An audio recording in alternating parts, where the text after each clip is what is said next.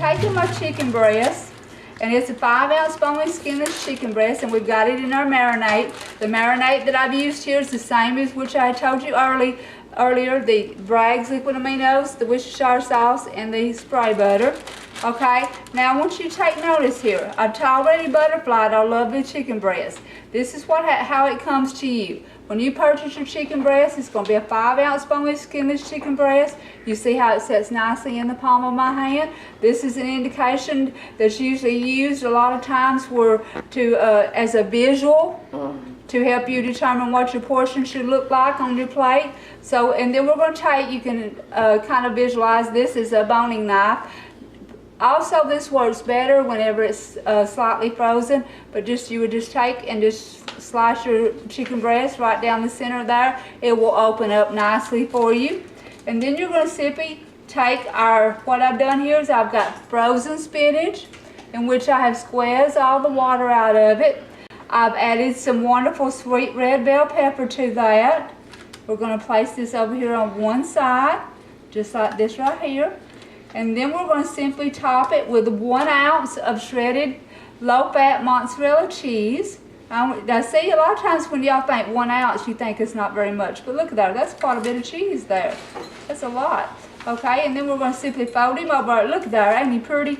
He made some pretty little pocket there. And we'll get this right here, y'all. I've just taken just your regular cornflakes, because cornflakes is gluten-free.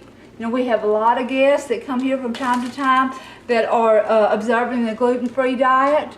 So this right here makes great because it gives you that little extra crunch while it's baking, but it's also gluten-free. And then what we're going to do here is we're just going to simply just pour that out right there, and we're going to gently put that in there, kind of coat that over.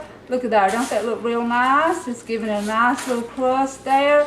And then now, if I'm going to bake this at this point in time, what I will do is I will simply line my baking pan again with a parchment paper. I will at that point in time place it in a 325-degree oven.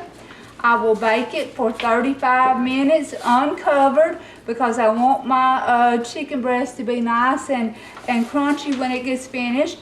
And then at that point in time, when it is done, I will just remove it from the oven and I'm ready to serve. Now, say for instance, I want to fix this up for later on. So I want to prepare this up and I'm going to freeze it. Well then now what I'm going to do is I will place it in our Ziploc bags. And of course you want to use a freezer Ziploc bag. This is just a sandwich for demonstration, but you want to use a freezer Ziploc bag. And then you're going to simply make sure that you say you want to do several of them. That's perfectly fine. Just do as many up as you have. Place it in the freezer.